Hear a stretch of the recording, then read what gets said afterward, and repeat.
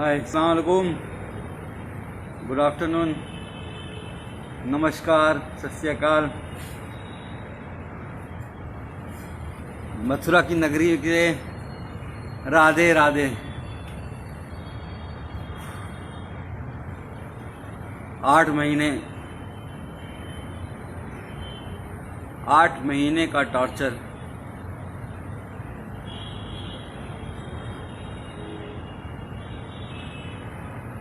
तो सबसे पहले आप सब लोगों का 138 करोड़ भारतीयों का, अपने देशवासियों का मैं शुक्रिया अदा करना चाहूँगा, धन्यवाद अदा करना चाहूँगा, जिन्होंने मेरे लिए सोशल मीडिया पे हो, चाहे दुआएं मांगी हों, चाहे प्रार्थना की हो, चाहे मंदिर गए हों, गुरुद्वारा गए हों, मस्जिदों में, चर्च में, हर जगह जहाँ से इतनी दुआएं मेरे लिए हुई हैं, मैं सोच भी नहीं सकता था कि लोग मुझे इतना चाहते हैं। आप सबका बहुत बहुत शुक्रिया। वरना तो इस बार जेल में इतनी, मतलब 5 दिन तक मुझे खाना तक नहीं दिया गया। इतना टॉर्चर किया गया, मेंटली भी और फिजिकली भी, कि क्या बताऊं आपको। अगर कहा जाए, खुद को पोषक का शिकार हो गया हूं। पैर दिखोगे कभी, अभी दिखाता हूं तो ऐसा लगेगा कि मतलब लकड़ी हो गया है, पर निकल आया बाहर। और जुडिशरी का बहुत शुक्रगुजार हूँ। जुडिशरी ने एक बहुत अच्छा डिसीजन दिया है। वो मेरा ऑर्डर ले आना। जुडिशरी ने बहुत अच्छा ऑर्डर दिया है और उन्होंने साफ साफ कहा है कि डॉक्टर कफील ने जो अलीगढ़ में भाषण दिया था, वो कोई भड़काऊ भाषण नहीं था। वो देश की यूनिटी के लिए, अखंडता के लिए, एकजुटता के लिए था। और उन्होंने साफ साफ कहा है, डॉक्टर कफील ने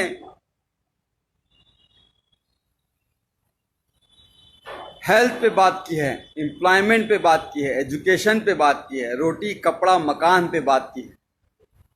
हाँ, ज़रूर एनटीसीए के खिलाफ बोला है, एनआरसी के खिलाफ बोला है, पर यह भी कहा है कि जो भी प्रोटेस्ट हो, गांधी जी के अहिंसा के, सद्भावना के साथ होना चाहिए। कोई हिंसा नहीं होनी चाहिए। सबसे मिलकर, भाईचारे के साथ मिलकर सबको साथ आना चाहिए। फिर भी उसके बाद जिस तरह से मुझे टॉर्चर किया गया, मुंबई एयरपोर्ट से पकड़ के 48 घंटे तक इंटरोगेट किया गया। एसटीएफ की टीम ने ऐसे ऐसे सवाल पूछे, अरे आपने तो कोई पाउडर बना लिया है जिससे करोड़ों इंडियन मर जाएंगे। मैंने कहा, भैया मैं डॉक्टर हूँ बच्चों का, मैं कहाँ से पाउडर बना लूँगा। कोरोना की बात कर रहे हैं क्या? तो आप चाइना से पूछिए। आप सरकार गिरा रहना चाहते हैं, हमारे पास फ़ोन रिकॉर्डिंग, हमने कहा लाइए सुना दीजिए, एक भी सबूत आपके पास हो तो। मैं कोई पॉलिटिशियन तो हूँ नहीं। आप जापान गए थे, मैंने कहा हाँ, पाकिस्तान क्यों नहीं बोल दिया? अरे जापान कैसे, इंडिया से बाहर कैसे जा सकता हूं जब पासपोर्ट मेरा जुडिशरी के पास जमा है। तो एक तरह से बहुत टॉर्चर किया। फिर जेल में रह के, जेल में ऐसी जहां रखा जहां पे 150 कैदी थे। वो 9 महीने का बीआरडी ऑक्सीजन ट्रेजेडी के बाद जो 9 महीने का दर्द था, उसको उससे ज्यादा, उससे कई गुना, हजारों गुना ज्यादा पतली पानी की तरह दाल, कच्ची रोटियां, वही सुबह शाम खाना है। जीना था। उम्मीद थी कि आप लोगों से दोबारा मिल सकूंगा, मुखातिब हो सकूंगा, आप लोगों से बात कर सकूंगा। और आप सबकी दुआएं काम आई। आज आपके साथ हूं फिर से दोबारा।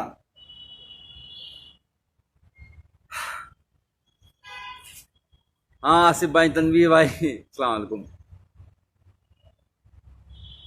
मथुरा की नगरी, कृष्ण जी की पवित्र नगरी में रह के बहुत कुछ सीखा कि किस तरह से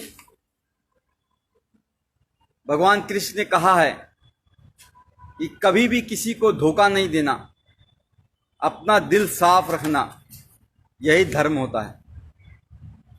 और हम लोग रामायण देखते थे, 9 बजे से 10 बजे तक हर रोज आता था, लॉकडाउन के टाइम भी। तो उसमें भी जो उत्तर रामायण में महर्षि वाल्मीकि जी ने श्री रामचंद्र जी को जब एक बात कही थी, जब उन्होंने धनुष उठा लिया श्री लव कुश के खिलाफ ही, तो उन्होंने कहा था कि राजा का धर्म राजधर्म होता है, राजहट नहीं। पर यहां तो राजा मेरा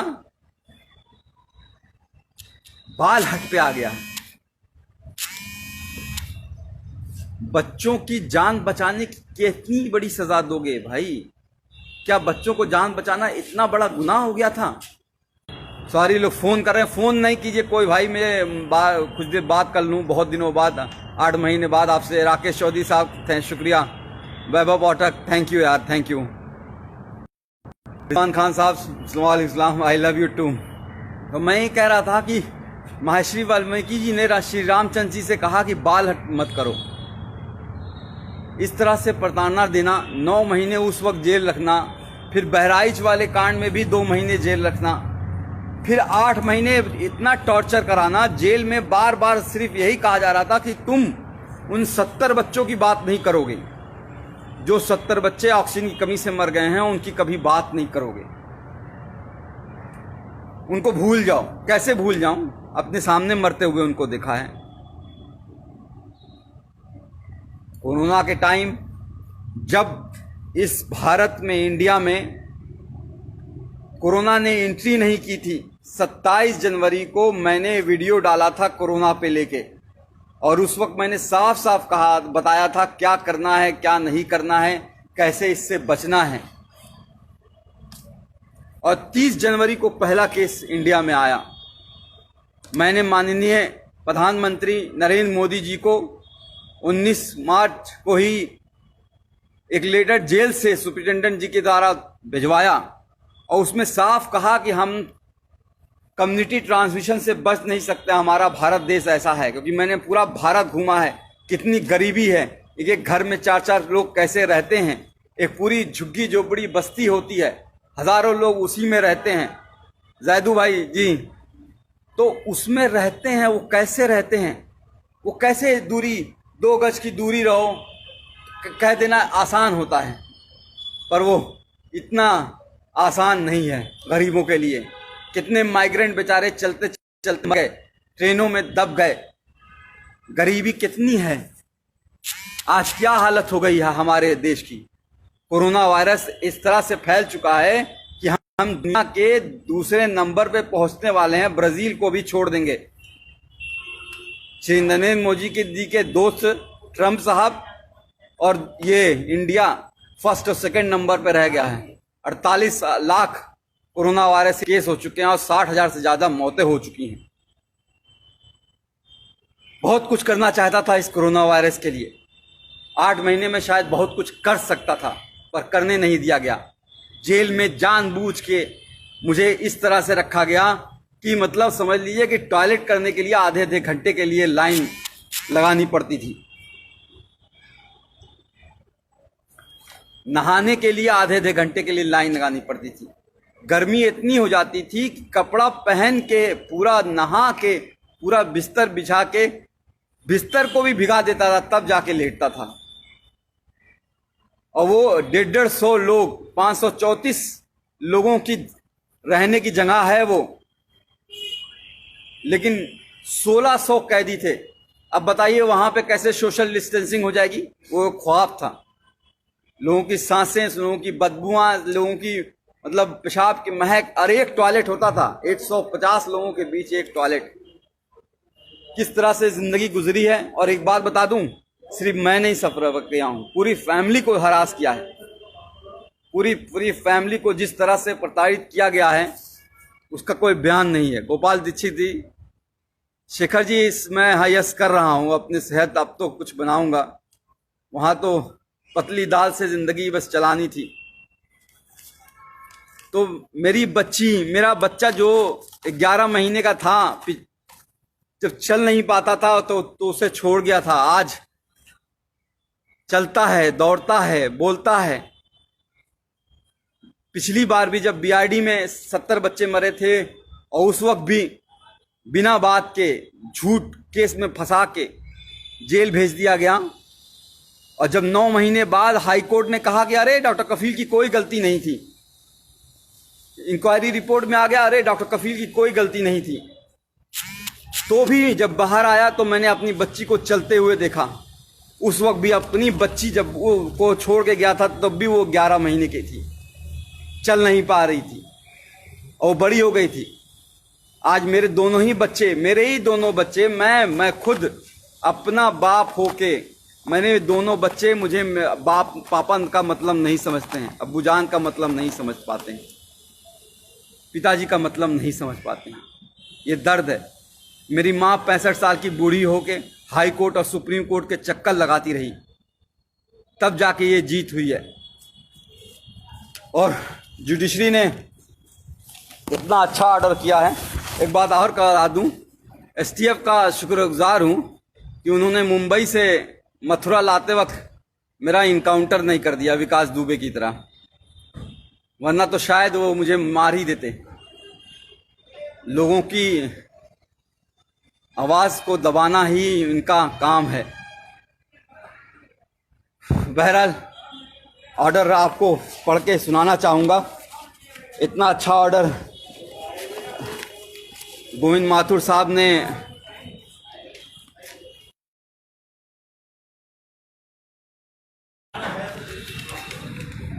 किया है।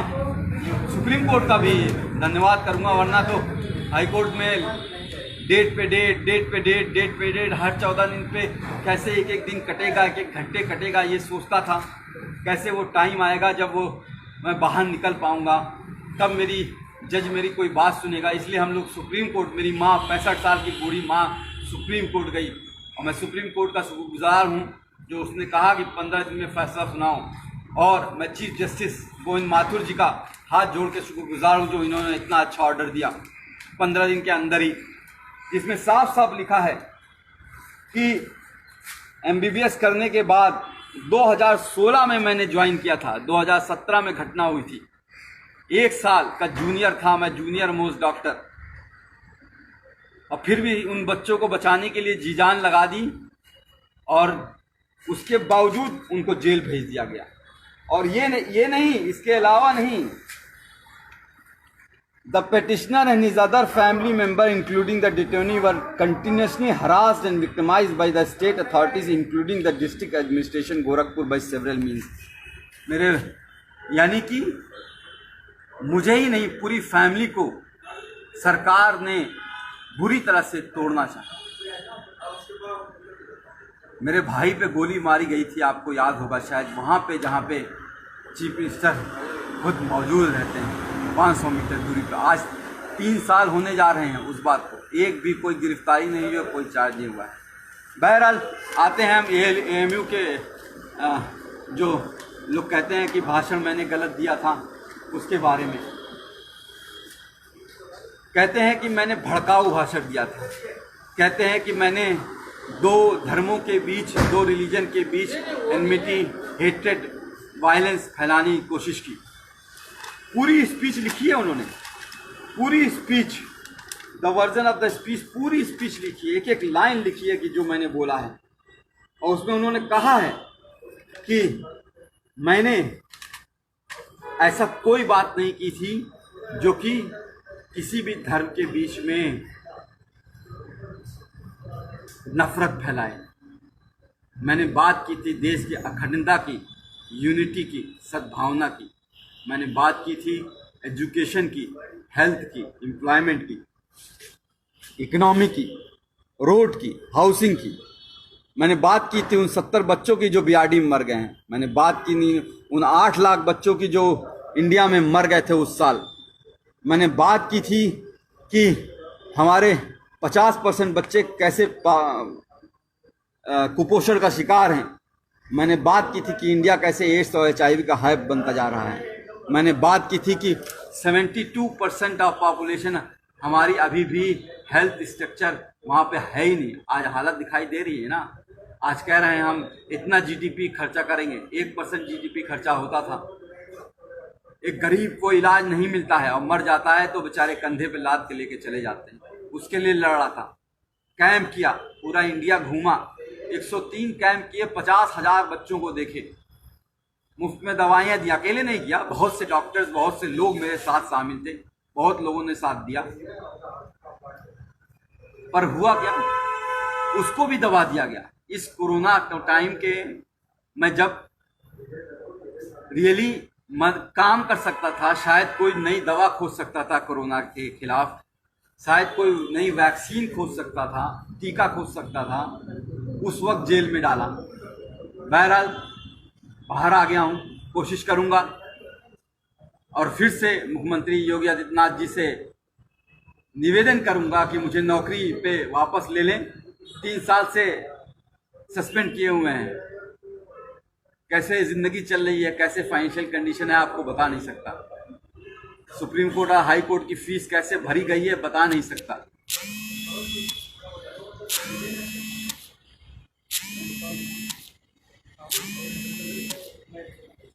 पर लड़ा, कहते हैं ना, इस जुल्म के दौर में जुबान, कहते हैं ना कि इस जुल्म के दौर में जुबान खोलेगा कौन। अगर हम भी चुप रहेंगे तो बोलेगा कौन। तो बोलना ज़रूरी है, किसी न किसी को कुर्बानी देनी होगी और शायद ऊपर वाले ने मुझे चुना है। बहरहाल बाहर आ गया हूँ, कोशिश करूँगा कि सबसे पहले बिहार, असम, केरल, कर्नाटका, तमिलनाडु, जहाँ पे बाढ़ आई हुई है, बाढ़ से तो एक बहुत बड़ा नुकसान होता है। घर डूब जाते हैं, घर टूट जाते हैं, लोग बिखर जाते हैं। लेकिन सबसे ज़्यादा नुकसान तब होता है जब बाढ़ का पानी चला जाता है। पिछली बार हम लोग केरल और असम और बिहार में हम लोगों ने बहुत काम किया था और इस बार भी काम करना चाहूँगा, क्योंकि बाढ़ का पानी बीतने के बाद बहुत सी बीमारियां आती हैं, महामारी आती है। Chikungunya, malaria, dengue, Kalra, skin disease, चमड़ी की बीमारियां, आँखों की बीमारियां, कान बहना बहुत होता है। उस पर काम करना चाहूँगा,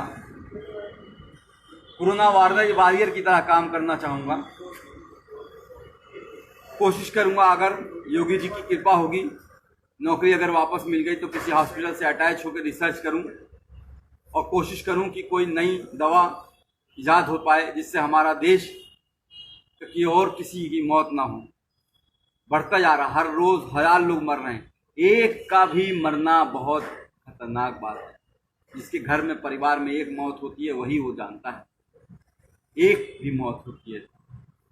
और यहाँ तो सब 60-65 हज़ार लोग मर चुके हैं। उस पर काम करना चाहूँगा। और अगर वैक्सीन के लिए कहेंगे कि मैं गिनी पिग बन जाऊं, मेरे ऊपर रिसर्च हो जाए, मैं खुद टीका लगवा लूँगा, अपने आप को वॉलंटियर करूँगा मैं। ये मेरी नई योजना है। अभी कुछ दिन अपने बच्चों के साथ रहना चाहता हूँ, अभी तक मिल नहीं पाया हूँ। कल भी आप सोच लीजिए, कल 11:30 बजे डिस्ट्रिक्ट जेल मथुरा में ऑर्डर पहुँच गया था हाई कोर्ट का। डीएम अलीगढ़ को हाई कोर्ट का ऑर्डर मिल गया था, लेकिन फिर भी 12 घंटे तक ये लोग यही कोशिश करते रहे कि किसी तरह से कोई और केस में फंसा दें।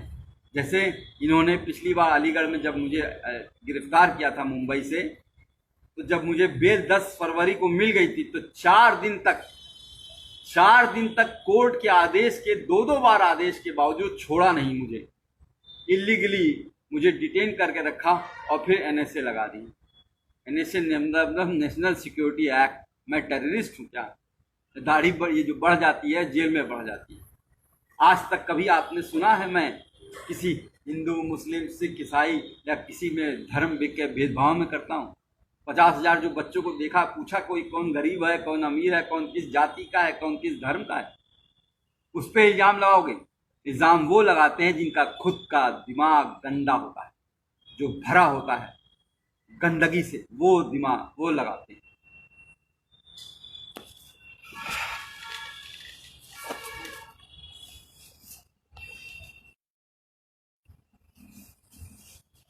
अभी यूपी से घर नहीं गया हूँ, गोरखपुर नहीं गया हूँ, क्योंकि लोग कह रहे हैं कि सरकार अब भी किसी न किसी केस में फंसाने की कोशिश कर रही है। फिर से कुछ कर दें या इनकाउंटर कर दें, मरवा दें। हो सकता हो आपके बीच में ना रह पाऊँ, हो सकता हो ये हमारी और आपकी आखिरी मुलाकात हो। यादव जी सही कह रहे हैं। मिनास गलियार आप, थैंक यू, शुक्रिया। मोहन चंद सिंह चौधरी समर साहब, थैंक यू। तो मैं कह रहा था कि कोरोना वायरस एक ऐसी डिजीज़ है जो फैलती ही रहेगी।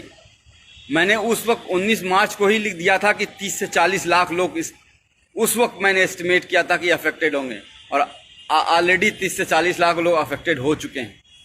और अभी ये रुकेगा नहीं, अभी ये 1 साल चलेगा जब तक वैक्सीन नहीं आएगी। अभी यूपी, बिहार और मध्य प्रदेश जैसे इलाकों में जहाँ बहुत पॉपुलेशन है वहाँ ये फैलने वाला है, और बुरी तरीके से। हमें बहुत काम करना पड़ेगा, हमें मिल के काम करना पड़ेगा। मुझे आप सबकी बहुत ज़रूरत है, आप सबका बहुत सहयोग की ज़रूरत पड़ेगी। जी सहसाल साहब, जी पांडे साहब, नमस्कार। राधे। कृष्णा की नगरी में हूँ, वृंदावन जरूर जाना चाहूँगा एक बार ठाकुर जी के दर्शन करने के लिए। बात यहाँ पे लोग मन की बात करते हैं लेकिन ये नहीं बताते हैं। अब आप देख लीजिए, हम लोग तो टीवी पे देख रहे हैं, पिछले 3 महीने से सुशांत सिंह राजपूत को ही सुने जा रहे हैं। भाई फोन नहीं करो, फोन करने के वजह से बार बार पॉज हो जा रहा है।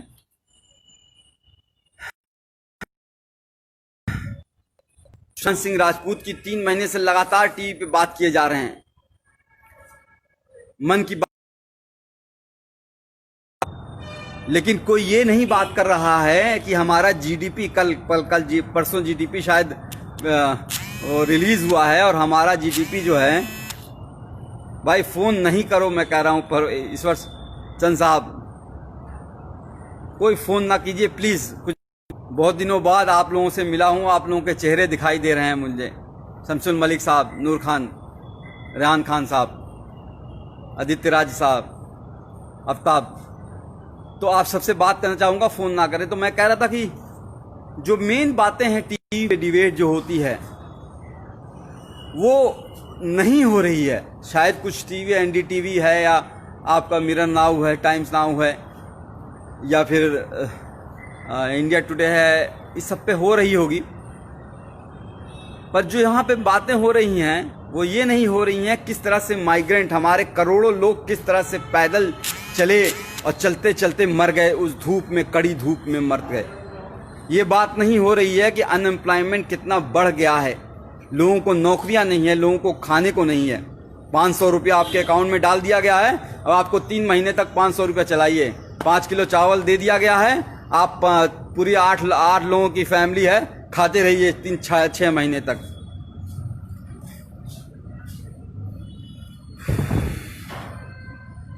बात जो है रियल इशू पे होगी ही नहीं, एजुकेशन पे होगी ही नहीं, एम्प्लॉयमेंट पे होगी ही नहीं, हेल्थ पे होगी ही नहीं।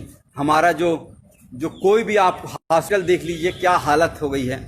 कोई भी सरकारी हॉस्पिटल में जाना नहीं चाहता है। आपने ध्यान दिया है, कोई भी बड़ा मंत्री, कोई भी बड़ा अधिकारी, कोई भी बड़ा जो है चीफ मिनिस्टर हो, या कोई भी हेल्थ, मतलब मैं नाम नहीं लूंगा, सब लोग वेदांता में जाके इलाज करा रहे हैं। वेदांता यानी कि नोएडा में करोड़ों रुपए का इलाज करा रहे हैं, लेकिन कोई भी सरकारी हॉस्पिटल में नहीं जाना चाहता है। क्यों? क्योंकि सरकारी हॉस्पिटल की हालत खराब है। वहाँ गरीब जाएगा, गरीब मरेगा, और गरीब मरता है तो मर जाने दो, क्या फर्क पड़ता है। तो जो लोग ये सोचते हैं कि बार बार जेल में डाल के, मार के, पीट के, तोड़ के, यहाँ मारो, यहाँ मारो, यहाँ मारो, उल्टा पलटा रात को डंडे से मारो, गान लाल कर दो एकदम पूरी तरह से, पैर पे मारो, करते रहो, ये एकदम तोड़ दो इसको, तो वो शायद नहीं जानते हैं कि एक बात सिखाई गई थी कि डरना नहीं है। आई वोंट बेंड, मैं झुकूंगा नहीं।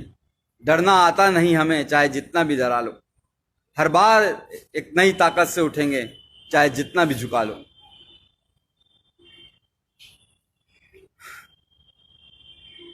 कहते हैं ना कि लोग हमें दुश्मने जान कहते हैं।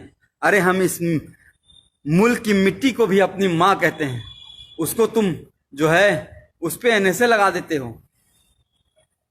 हैं? कोर्ट ने कहा है कि जो कुछ है यह अवैध एनएसए लगा है, सारा अवैध लगा है। देखो कि क्या हालत बनाई है। भट्टी साहब आप बोल रहे हो तो देखो क्या हालत बना दी है। मैं कुपोषण के लिए वो कर रहा था, ये देखो ये टांगे हैं मेरी, ये हाथ है। खाना जो है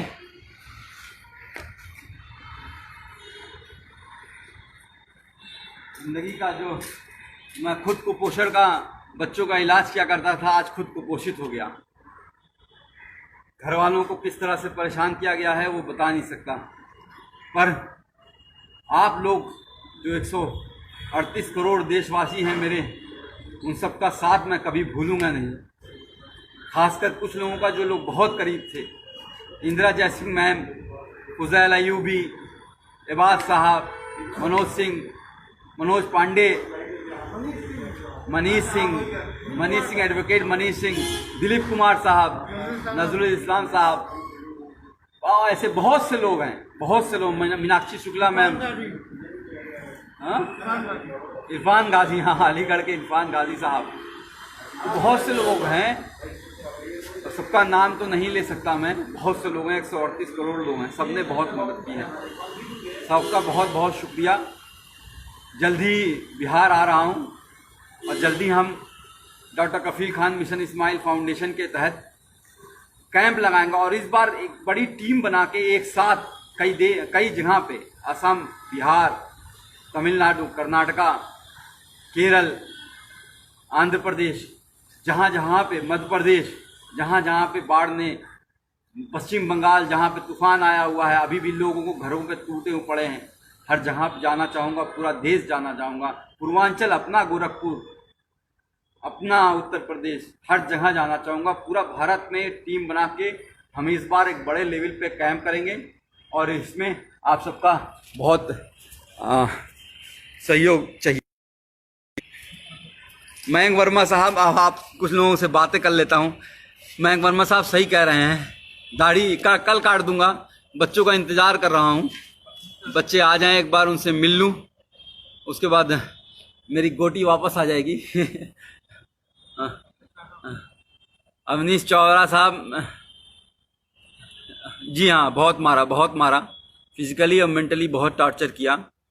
फिजिकल में जो टॉर्चर होता है वो इस तरह से होता है कि शायद जख्म थोड़े भर जाते हैं, पर जो मेंटल टॉर्चर होता है वो बहुत दिनों तक रहता है, दिमाग खराब हो जाता है। इन 8 महीनों में देखिए किस तरह से झुर्रियाँ आ गई हैं, किस तरह से काले पड़ गया हूँ, किस तरह से जो है 10 साल बूढ़ा कर दिया है। जुबैर पीके साहब, बोलना ज़रूरी है। बोलेंगे नहीं तो कहते हैं कि बोलेंगे नहीं तो किसी को तो बोलना पड़ेगा, सब तो चुप हैं, किसी को तो बोलना पड़ेगा। जैदू साहब, आपने वहाँ से बैठ के, हाँ, इंडिया से बाहर गल्फ कंट्रीज़ में, यूएस से, यूके से, कनाडा से, स्विट्ज़रलैंड से बहुत से खत मेरे पास आया करते थे वहाँ पे जेल में। उन सबको बहुत बहुत शुक्रिया है। शेर खान साहब, सत्य की जीत होती है, सत्यमेव जयते। हमें अपने कॉन्स्टिट्यूशन में, बाबा साहब अम्बेडकर के कॉन्स्टिट्यूशन में बिलीव करना है और उसी की वजह से मैं बाहर आया हूँ। कुछ लोगों ने सरकारी एजेंसियों को जिस तरह से अपने कब्जे में करके लोगों को प्रताड़ित करते हैं वो सही नहीं है। ऑटोक्रेटिक, हमारा देश डेमोक्रेटिक है, तो डेमोक्रेटिक कंट्री है, तो डेमोक्रेटिक कंट्री में आपको फ्रीडम ऑफ स्पीच एक आर्टिकल 21 में दी गई है, लिबर्टी, स्वतंत्रता, समझ गए? तो बोलना ज़रूरी पड़ेगा। हम नहीं बोलेंगे, कुर्बानी देनी होगी, किसी ना किसी को कुर्बानी देनी होगी। तुर्तमस शिरोम कुमार साहब, यस थैंक यू। शाइना मुजरबिया, सिद्धांशु कुमार, हाँ कुछ दिन एक्सरसाइज करूँगा और हेल्थ बनाऊँगा, क्योंकि ज़िंदा रहना है, आप लोगों के बीच रहना है और काम करते रहना है, तो हेल्थ पे भी ध्यान दूंगा। डेरिक गुजर थैंक यू, या ज़रूर मैं करूँगा, हाँ थैंक यू। सुभान जमाल साहब, Mohammad Kalapatti from Dubai, all the best, thank you. मैंने कहा ना, गल्फ़ कंट्री से बहुत प्यार आया, बहुत मिला है। केरल के लोगों ने बहुत सहयोग किया हुआ है, पूरा साउथ ने, पूरा नॉर्थ ने, पूरा सेंट्रल ने, बिहार के लोगों ने जिस तरह से आंदोलन चलाया, पश्चिम बंगाल में जिस तरह से आंदोलन चला, असम में जिस तरह से आंदोलन चला, अब अभी हमारे कई भाई अभी बहुत जेल में हैं, उनके लिए हमें आवाज़ उठानी पड़ेगी। मैं बच्चों के साथ नहीं हूँ, चूँकि कल रात में पुलिस की घेराबंदी हो रही थी और कुछ और बातें हो रही थी जिसको हम डिस्कस नहीं कर सकते हैं, तो इस वजह से अभी बच्चे मेरे पास पहुँचे नहीं हैं। मैं अभी अपने बच्चों को देख नहीं पाया हूँ, आंखें तरस रही हैं, गले मिलना चाहता हूँ अपने बच्चों के साथ, अपनी माँ की गोद में लेट के रोना चाहता हूँ, सीरियसली रोना चाहता हूँ। तब जिस तरह से जिंदगी कर दी है, अपने ही बच्चों को से दूर कर दिया है, एक बार उनसे मिलना चाहता हूँ, एक बार माँ की गोद में लेट के सोना चाहता हूँ, सुकून की नींद सोना चाहता हूँ। यार पता है जेल में क्या होता था, हर 2 घंटे पे पहरा लगता था। हाँ साहब, भी 146 कैदी नसर नमहबंदी सकुशल हैं, 5 बजे सुबह लाइन लगाओ, परेड लगाओ। 8 महीने तो मैंने अभी 4 पन्ने के लेटर में शायद लिखी है, आप लोग को शायद मिलना होगा। चंद मित्रा साहब थैंक यू, मुदस्सी साहब, बुशरा, दीपक जादव, अमजद, पंडित जी, तैयब खान, रोहित, शुभम, जयप्रकाश चाचा, ब्रिजेश सिंह की बड़ी याद आई जो गोरखपुर में थे, योगेश सिंह जी, सब आप लोग का बहुत बहुत धन्यवाद है। कुछ और पूछना चाहेंगे कि फिर मिलेंगे? बहुत बहुत शुक्रिया आप सबका। आजम खां, आपको भी फूल, गुलाब का फूल।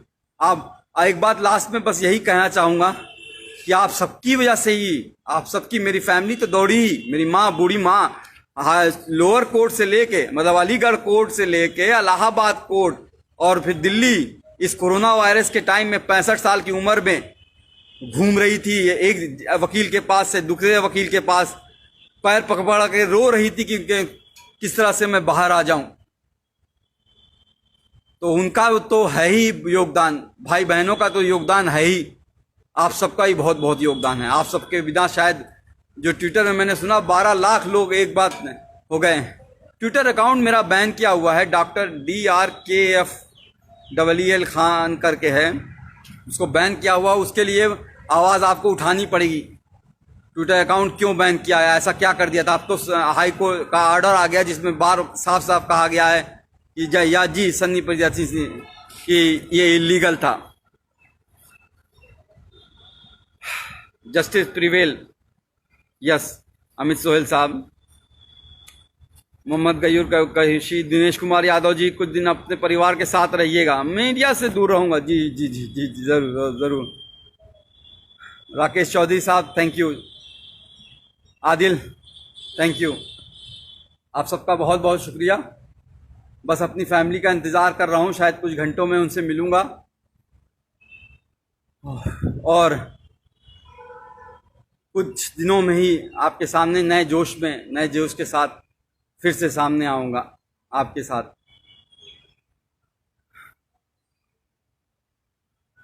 जी मैथ्यू साहब, Mridula how are you? Ubaid, Sanoj Kumar ji thank you, doctor Kirti Sinha, Mudassir Khan Ahmed साहब जी, जासिब, इतने सारे गुलाब मत भेजिए भाई। बस नईमुद्दीन साहब, जैसे आप कह रहे हैं कि वैसे ही आप लोगों का साथ चाहिए होगा। हम लोगों को जो मेन बेसिक इशू है, रोटी कपड़ा मकान और स्वास्थ्य और नौकरी और शिक्षा की बात करनी है, उस पर ही हम लोगों को काम करना है कि हर गरीब को, 138 करोड़ भारतीयों को, देशवासियों को उनका अधिकार मिले।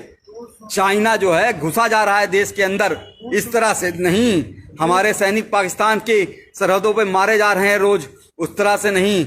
सबको मुंह तोड़ जवाब देना है।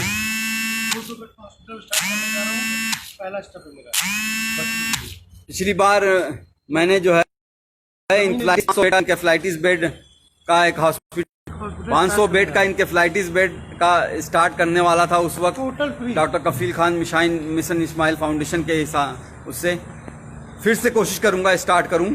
और जहां पे हीरू यादव लश्कर साहब, फिर से स्टार्ट करूंगा और कोशिश करूंगा कि ज़मीन जल्द से जल्द ले लूं और हर गरीब का वहाँ पे फ्री इलाज हो, वैसे ही जैसे बड़े बड़े हॉस्पिटल में नोएडा में और गुड़गांव में और दिल्ली में और अहमदाबाद और कोलकाता और में होता है, फ्री में। मतलब कंसल्टेशन से लेके हर चीज, दवाई और खाना और रहना सब कुछ फ्री होगा, आना जाना तक फ्री करेंगे इंशाल्लाह। जी, आप सबका सहयोग है, इसकी ज़रूरत होगी। जय हिंद, जय भारत, जय मूल निवासी, जय भीम, वंदे मातरम, जय समाजवाद।